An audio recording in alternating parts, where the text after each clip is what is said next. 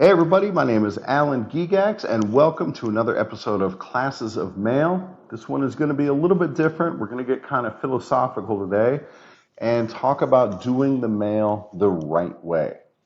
I'm not the boss of you. You do you. Whatever you want to do, that's fine. I'm in no position to tell you what to do. I will give you the best advice that I can, and if you follow it, that's up to you. I'm not here to get anybody in trouble. I'm not a supervisor. Quite the opposite. I've recently become a union steward, and now I have to defend people. And that's given me a little bit more perspective on doing the job the right way. So that's what we're going to talk about. Lay this out right off the bat. Almost everything we do as carriers is described in the M41. It's somewhere in there in one of the sections, and I recommend you read it. So it makes a decent bathroom reader. Just put it on the back of your toilet or in the little newspaper rack. And as you're sitting there, read the stuff and you may find some useful information. I know for me personally, a couple things I found in there that were super useful are when we get packages that are samples, these would be non-preferential parcels that if they're undeliverable, they can just go into the UBM. If that doesn't fit in the mailbox, according to the M41, we put it next to the mailbox. And that is good to know, that we don't actually have to run those to the door. It specifically says that in the mailroom, you just put it like in a rack or on a table or somewhere nearby. So that is definitely good to know. Other things in the M41, I learned that on park and loop routes, which I have, your residual mail is supposed to be carried in your satchel. And I've heard old-time carriers say that. Once I read it in the M41, I said, you know what? I'm going to give it a try. And guys, I love it. Oh, it's so great because now when I'm walking my route, the only thing I have in my hand is my DPS and everything else is in the satchel and it's so easy. I gave it a chance and after the very first loop, well, there's no going back for me. And I absolutely love carrying my mail in my satchel and I owe it to the M41. All right, so anyway, the techniques that are in the M41 or the methods, these have been agreed to by the union and by management, and they are the way we're supposed to do our job. Now, carriers cut corners, there's no question about it. I spent a lot of my own career cutting corners, and it absolutely saved time. It saves time. I'm not going to try to deny that it saves time. Skipping things saves time. And that's all well and good, but you have to look at the bigger picture and ask yourself, at what cost am I saving this time? So if you make your route shorter by cutting corners, by not putting your seatbelt on, by not locking up the truck, by doing these stupid things that can lead to discipline, yeah, congratulations. Your day got a little bit shorter, and now instead of being 8 hours, your route only takes 7.5 hours to complete. Good on you. You know what happens because of that? Now you've given management an excuse to add to your route. Good job, because now your route's short, and so they can add to it. Or if your route was overburdened, and now you cut corners to get it done in 8, great, you got an 8-hour rate, 8-hour route. You must have an easy route. But if you were doing it the right way, the route would be what it actually is. You're also taking money out of your own pocket. You get paid to deliver the mail a certain way. And if you cut corners to deliver the mail a faster way, you're taking money out of your own pocket. If that route takes 8.5 hours and you're getting it done in 8 by taking these shortcuts, then you're taking a half hour of overtime out of your own pocket. You're not doing yourself any favors in that way. The other thing you run into is that you run the risk of being disciplined if you are observed.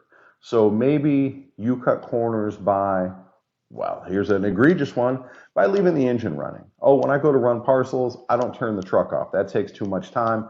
I just hop out and run up to the door.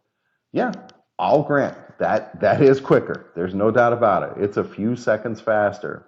But if a supervisor sees you doing that, they're not going to give you a pat on the back and say, hey, way to save time. Good job, you're saving the post office money. No, they're not going to do that. They're going to say, hey, you're fired. You're out of here. We'll put you on 16-7 emergency placement because that is an egregious safety violation. So again, what are you getting out of it? I'll tell you what you get. You get more stress in your day. This job can be very low stress if you let it. But instead of that, you have this stress in the back of your head that, oh, what if management comes out? What if they see me? Oh, what if I hurt myself doing this? What am I going to tell management that I was actually doing because I was out here cutting these corners? You're not helping yourself by cutting these corners. What corners am I talking about? Well, let's talk about some of the basic safety rules. All right, here's one that a lot of carriers fall short on. Every single time you park that truck, every time, you have to curb your wheels, set the brake, put it in park, turn off the engine, take out the key. Every single time. Curb the wheels, brake, park, key. Every single time. So what happens if you cut corners on that? Well, you could have a rollaway, you could have a runaway accident. So it's not worth it. You know, I used to hate doing sidewalk delivery, where the mailbox is just on the other side of the sidewalk, because it was so tedious. And every time I pull up to a box, I got to curb the wheels, I got to put it in park, I got to take out the key, I got to set the brake, get the mail together, take off my seatbelt, hop out, put it in the box, hop back in, put my seatbelt back on, turn on the engine, straighten out the wheel, release the brake, put it in drive, and go up 30 feet and do it all over again. I hated it because I was trying to do it the right way. But I'll tell you, once I got a rhythm down, it got really easy. You know, what I do now is as I'm pulling up to the box, I crank the wheel to the right and essentially drive into the curb, and boom, my wheels are automatically curved. And then with my right hand, I go brake, park, key, and it's all one motion, and my left hand takes off my seatbelt. And once I got that rhythm down, stop and hop delivery or sidewalk delivery got a lot easier. And now that's just habit. Every single time I park that LOV, curb the wheels, set the brake, put it in park, take out the key every single time.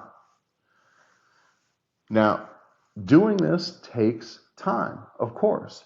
You know, it probably adds 5 seconds to the deliveries, and that adds up. But it adds up to more money in your pocket, and it adds up to your route being what your route should actually be.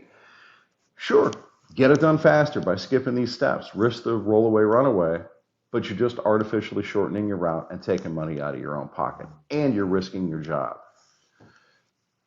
Here's another basic safety rule. Every time you go away from the truck, you got to lock it up. You got to secure it. Roll up the window, lock all the doors. That takes time. I've timed it. I have trainees. I'm an on-the-job instructor, and I time how long it adds to their delivery by locking up the truck when they go away from it, like if they're going up to somebody's door. You know how much time it adds? For a brand new trainee, about 6 seconds total. So if you've been doing it for a while, it's probably even faster than that. And how often do you go away from your truck in a given day? I don't know, it varies by the route. But let's say you go away from your truck 100 times, and that's exceptional. That would be a tremendous amount. And it's 6 seconds every time. That's 600 seconds. That's 10 minutes.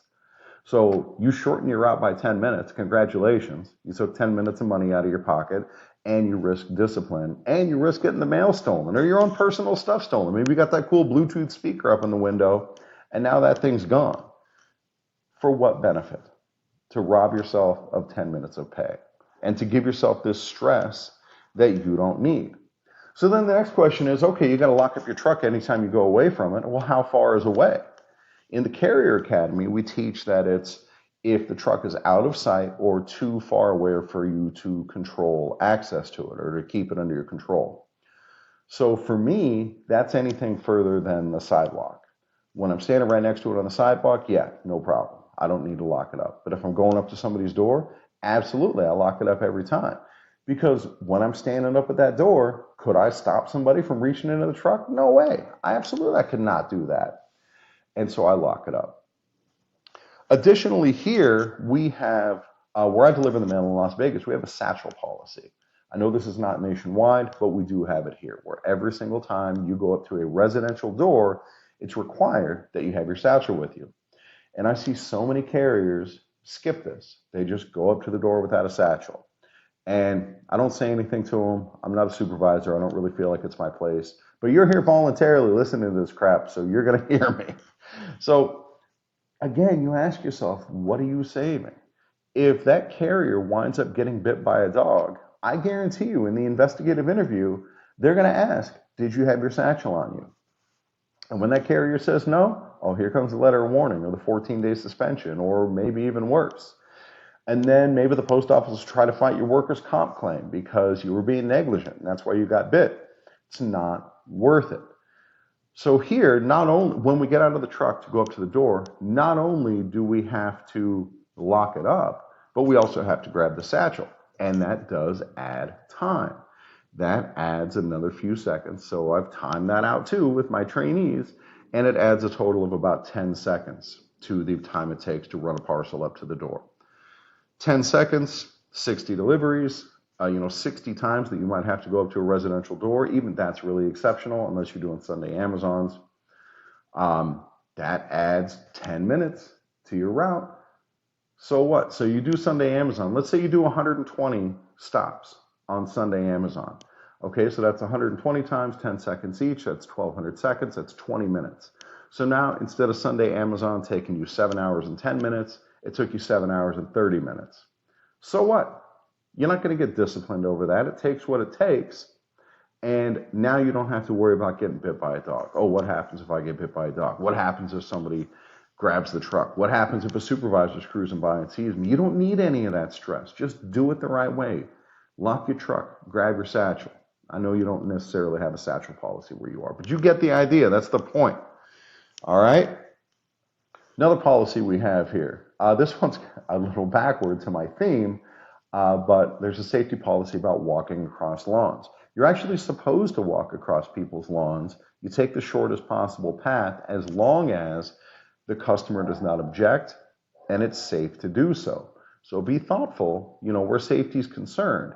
If it's a nice, beautiful lawn and everything's smooth, you can't really justify squaring off, going all the way down to the sidewalk and going around. But if there's weeds, if there's thorny bushes or sticker bushes, or if it's pitted or hilly, there's a number of reasons why you may want to go around. And if that adds to your route because you're doing it safely, what's management supposed to say about that? Oh, we don't want you working safely. No, I know what they're going to say about it. Hey, you need to go faster. It used to take you 8 hours. Now it's 8 hours and 20 minutes. What's going on? But tell them the truth. I listened to this dumb podcast and this guy's telling me the right way to do the job. And it turns out the right way takes a little bit more time. And if they don't like it, they could come out and watch you and point to what you're doing wrong. You're not doing anything wrong. You do the job the right way. Yeah, you can walk across the lawn, but only if it's safe. Don't be crazy about, it looks like there might be, the extra tall grass, or I don't know what a stupid reason would be. When it's safe to walk across the lawn. And that goes for walls too. If you're going to step over little walls, be aware that you are risking getting injured and then getting disciplined on top of it. Some of it, you can step over, it's not a big deal. But again, you have to assess that risk versus that benefit. The benefit is you get your route done 2 minutes faster. Congratulations. How much good does that do you? All right. Here's another rule that you need to know about to do the job the right way. It's a 3849. The 3849 is supposed to go in the mail receptacle. This one's probably not a big deal. Your supervisor will even tell you, no, just hang it on the door. It's got that sticky on it. But I'm telling you, in the M41, it says it goes in the mail receptacle.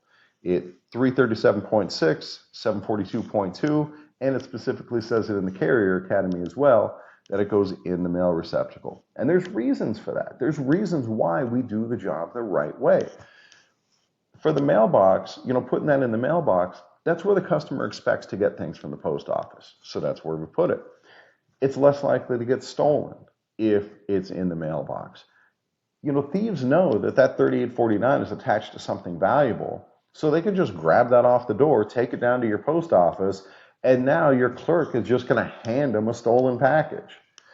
Clerks, I think they're supposed to check ID when they hand that stuff out, but do they do it? I don't know. Maybe. Don't take the chance. It goes in the mailbox. All right, if it's hanging on the door, it could blow away. And a lot of people don't even use the front door where they live. If they have an attached garage, they just come in and out through the garage, or they go through the back door or the side, who knows what. So for all those reasons, we put it in the mailbox. of course that's going to take more time. If you're delivering to an apartment complex, you go to run a parcel or a certified letter way to the back of the complex, and those people aren't home. Now you got to go all the way back to the mailroom, open the boxes back up, put that thing in the box. Yeah, it takes time, but you know what else? It's easy. You get paid by the hour, and it's the right way to do it. So that's another one. All right, here's a more general principle. Let management make management decisions. For example, don't delay the mail. It is not your decision to delay mail. That is only a decision management can make. If you guys listen to Ada Arbitration, it's an awesome podcast, and he talked about carriers getting fired for delaying the mail, especially if they don't fill out a 3971. And that's one of those ones where it's really hard for carriers to get their job back. So if you're running behind schedule and today's ad day, you can't make the decision to just not deliver the rest of your ads. That has to be approved by management. If you have a street that's cut off that you can't get to, you're supposed to check in with management. Hey, I can't get to the street. I'm going to bring the mail back. And then when you get back, you have to fill out the 1571 undelivered mail report, get management to sign off on it.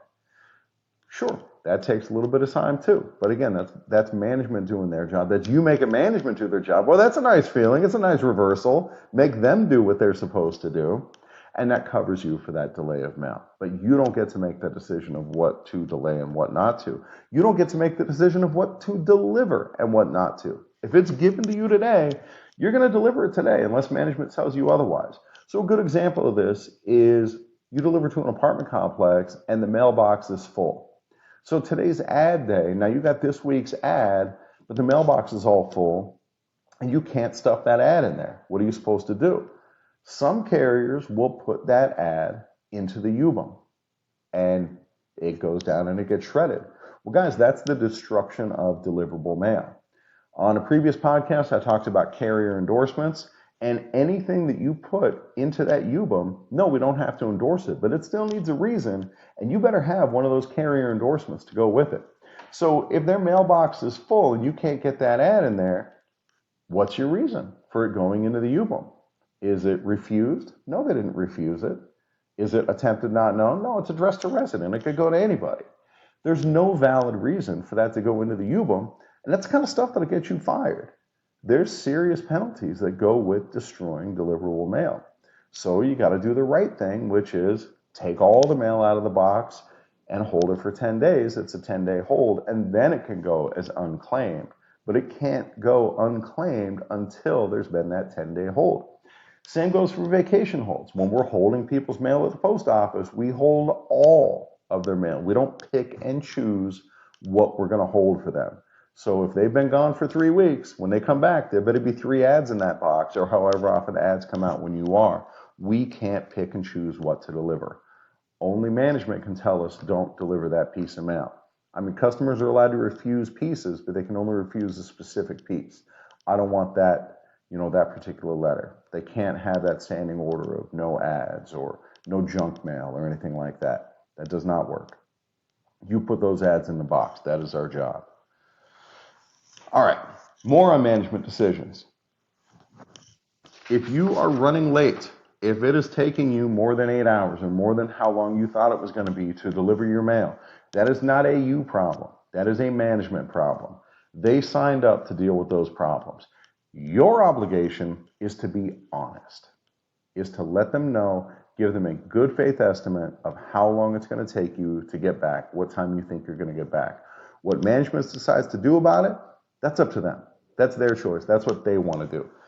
Your only obligation is to be honest and to give them a good faith estimate and to be putting in an honest day's work. But if you tell them, oh, hey, I thought I was going to be back at 5 and now it's looking like 5:30, they can get mad all they want. That doesn't make you get back any faster. You still have to deliver the mail the right way. And so they have to decide, okay, now you're going to be back at 5:30. How do I want to handle it? That's management's decision. Your job is to deliver the mail honestly, correctly, and to just let management know. Dude, that's cathartic. All right, another broad topic. When you have questions about stuff, you don't have to guess. There's no reason to guess at the post office. There's always people to ask. So you have trainers at your station, or you have trainers at nearby stations, and they're usually pretty good about giving out their phone numbers. You have union stewards and union officials who you can ask your questions. You can refer to the M41. Your questions are usually answered in there if you know where to look, and there's searchable M41s as well. Or, I know we hate to talk to them, but you can even ask your supervisor. And the nice thing about asking your supervisor when you have questions is if they tell you wrong, it's on them. So that's kind of, kind of a freebie for you. Make them do their job. They signed up for that crap. Make them do it. All right, the last thing is some insight that I've gained from my brief time as a union steward. Now, truth be told, I still have no idea what I'm doing as a steward. I don't know how to file a 8190 or if that's even the right form number for a grievance. I don't know a lot of the basics, but I'm starting to learn about defending discipline. And there's some types of discipline that's super easy to defend. Like, why did your route take you 15 minutes longer today? I don't think, management is essentially accusing you of stealing time, of not putting in an honest effort. But they can accuse you all they want. How are they supposed to prove that? How are they supposed to prove that you're engaging in time-wasting practices? If they're not out there watching you, they don't know what you're doing out there. They don't know what the situation is out on the street. And everybody from the top to the bottom will tell you it takes what it takes. The conditions on the street are what they are. And however long it takes to deliver the mail, as long as you're working conscientiously, that's how long it takes. So they can be mad all they want about 15 minutes, but it's all just talk. It doesn't mean anything. If you go into overtime, you have to have a 3996. You got to fill it out, put your explanation for why you went into overtime. Otherwise, it's unauthorized overtime, and that's legit, right? Filling out your 3996, that's part of doing the job the right way. Filling out your 1571 is part of doing the job the right way. But rushing to meet management's bullshit expectations, that's not part of your job. Your job is to deliver the mail the right way, and it takes however long it takes.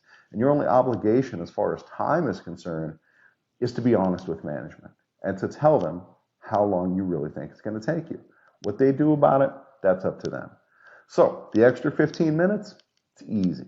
Easy discipline to win. Easy discipline to turn over. Because they ain't out there watching you and seeing if you're engaging in time-wasting practices. They don't have any time for that.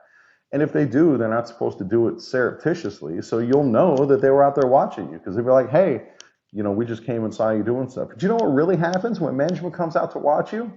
They're not going to tell you, oh, I thought you could have walked a little faster. Maybe you should jog up to the door. They ain't going to say that. They're going to give you, oh, you didn't curb your wheels or you didn't lock the door. They're looking for safety violations. And if you do the job the right way, you don't have to worry about those things. So worry about the stuff that's actually going to get you in trouble, not the stuff that's going to put more money in your pocket. The stuff that actually gets you in trouble is the stupid shit like rollaway, runaway accidents. Dude, that hard to defend.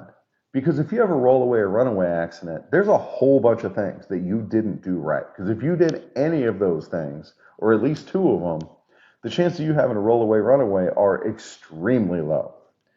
So don't put me as a union steward in a position to defend you cutting corners.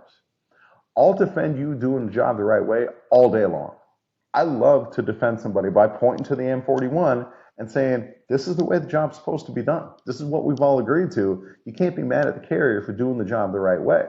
That's a slam dunk. I don't even know what I'm doing as a steward, and I could win that grievance. But you have a rollaway, runaway accident, dude, good luck to you. You better hope I'm not your steward because I don't know what the hell I'm doing. How am I supposed to defend that? Or if you discard the mail, dude, one more quick thing before I get out of here because it drives me crazy and it makes me want to cry. When I'm teaching the Carrier Academy, I'm down at the main plant here in Las Vegas, and that's also where all of our UBM goes before it goes in for bulk recycling. So all the hampers come from the stations, and then they go into the shipping container at the plant where they go for bulk recycling. So I will take students down to the UBM area to talk to them about what can go into the UBM, what can't, give them a little hands-on experience. And then we look through these UBM buckets for stuff that doesn't belong. Every single time we find stuff. We find first-class mail. We find mail with ancillary service endorsements on it. We find outgoing mail. We find so much stuff in there. And look, some of that is just an honest mistake. Mistakes happen. We make mistakes. What are you going to do? But I'll tell you what's not a mistake is when I was down there a few weeks ago and I saw a big old stack of ads of our weekly ads that was just sitting there in perfect order. And I thought, oh, maybe there was marriage mail. And, there were no addresses on the ads. And so those were the leftovers. But no, I went and looked, and it was for an apartment complex. And then I thought, oh, well, maybe the carrier is just tidy. And they put their UBIM in nice and neat. So I start looking, and it's apartment 412, 413, 414, 415, 416, 417. All these ads are in order. What are the chances that 30 apartments in a row are vacant? Not very likely. Then I see another bundle, and I think, well, maybe that apartment complex is just closed down and the ads haven't caught up yet. So maybe that's still legitimate. Then I go look at the other pile of ads, and it's also a bunch of ads in a row for an apartment complex. Same route, because the route number's printed on the ads, different apartment complex. What are the chances that 2 apartments are like that? Pretty much 0. And I know the area also, and no, those apartments are still functional. So this carrier just took their full bundles of ads, dropped them right in the UBIM. Now, if I'm a union steward, well, I am a union steward, how the hell am I supposed to defend that? What are you going to say to defend yourself for putting those ads straight into the UBIM? There's no defense for that. I mean, I guess I'd have to try to come up with something, but good luck. Good luck getting your job back for that. Maybe Corey Walton could defend you from that one. I mean, I'm going to try. I'll try to come up with something. But geez Louise, make it easy on me. So now, I didn't say anything. I'm not a supervisor. I didn't report that or anything. But I'm thinking, here's this carrier who took all this mail, dropped it into the UBIM, and now their job is on the line. Because if a supervisor sees that instead of me, I guarantee you they're going to issue discipline, and they're probably going to issue a removal. What would have happened if that carrier delivered all those ads instead of dropping them in the UBIM? It would have added about 10 minutes to their day, probably less than that, and they would have got 10 more minutes of money in their pocket. And you know what discipline they would have been open to? None. So that's the way you have to do your job, guys. You have to do it the right way. If you do it that way, it can be low stress. I know there's a certain amount of stress that's just built in at the post office, but don't be adding to it. It's already enough. You don't need to also worry about, oh, what if management sees me? Oh, what if they find out? Oh, what if they know that my route's short now because I'm taking it? You don't need any of that. Do the job the right way, and it can be satisfying.